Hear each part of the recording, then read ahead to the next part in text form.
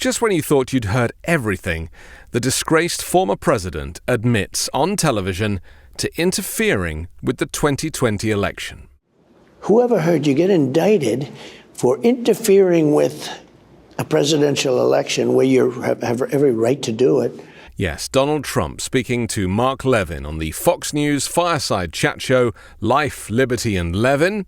Levin didn't get a word in edgeways, incidentally, as Trump lied about his legacy as president, lied about Hillary Clinton, lied about the economy, lied about inflation, lied about immigration, lied about debates, and lied about Kamala Harris. So it occurred to me that we've been covering Trump's compulsive lying and rewriting of history all wrong. So here's the highlights from the interview, as it really should be heard. We have to fight the government and candidates. Nobody's ever had that before. But I feel good. We're doing well. We're leading. We beat Biden by 18 or 20 points, and then he had to get out of the race. And now they gave me a new one. But I think we're doing very well. Nobody's ever had a double. You know, you have to beat one, and when that person doesn't do well, they say, that's all right, we'll take him out, we'll put a new one in. And then they throw him out when they say, this is not a democracy. Okay, when you think about it, what is that all about? She never got a vote. But regardless, so then they gave me her, and he's a very angry man, but he's gone. And now I have Kamala. I call her Comrade Kamala because she's radical left. She's a radical left Marxist. And that's what she is. And she'll destroy our country. She's a Marxist. She's worse, much higher in the scale than Elizabeth Pocahontas Warren. Elizabeth Warren and Bernie Sanders are not as left as she is, but she's just really out there. Now she's totally changed her whole. I saw today she wants to build walls. She fought me for years on the wall. I built hundreds of miles of wall, but she was one of the people that fought me. And when you watch her, like at the convention, everything's just peachy-dory. But Biden was not real. She's real. She really believes in all this stuff. The good news is I'm leading. I think I'm leading maybe by a lot. Could be a lot more than people think. And historically, I was losing to Hillary, and I ended up winning quite easily. We had a great economy. We had no inflation. We rebuilt the military. We defeated ISIS, but I had no new wars. Our country is going to be in World War III. We just have a country that's in such trouble. I know it's close to your heart, but Putin going into Ukraine would have never happened.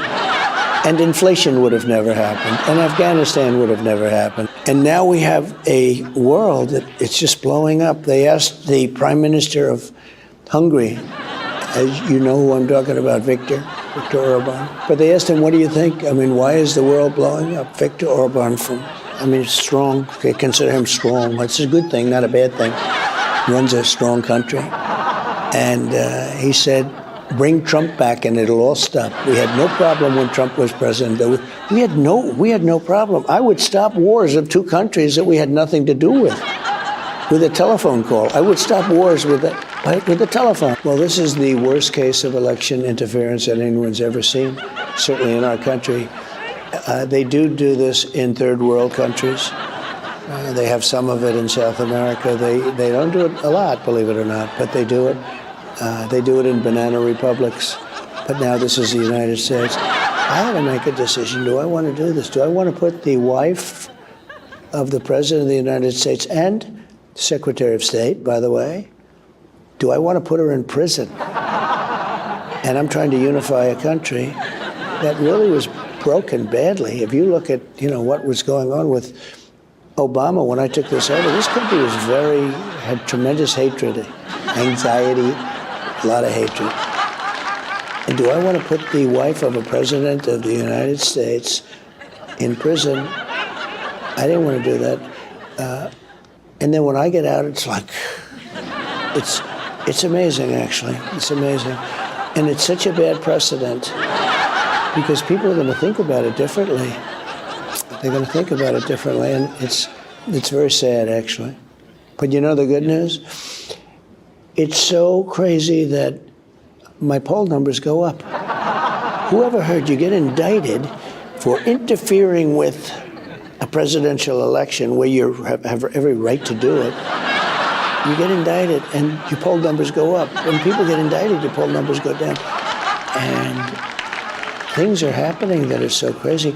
I think there's no human being that was ever treated worse in Congress than Justice Kavanaugh. She was vicious.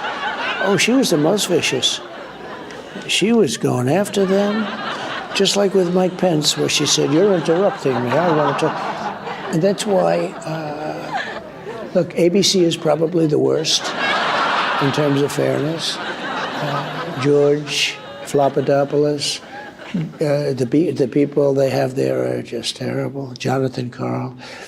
I had to make a decision. Do I want to debate? I'd like to debate. I mean, I guess I won a lot of debates because otherwise I wouldn't have been president. I had a lot of debates initially, and then I had quite a few. And the last one with Joe Biden, I think I did a very good job.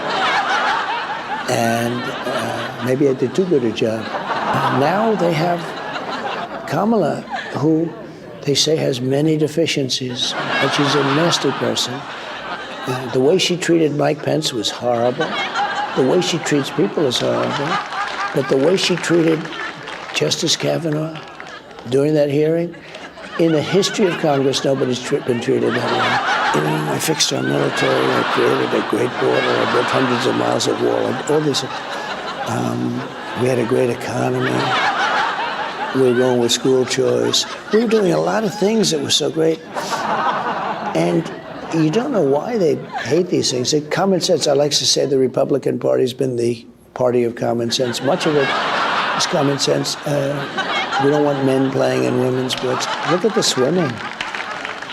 I don't know about you, but I just can't take him seriously. I'm Anthony Davis. You can catch me on the 5 Minute News YouTube channel and podcast, on Wednesdays co-hosting Uncovered, and on Sunday on The Weekend Show with Midas Touch.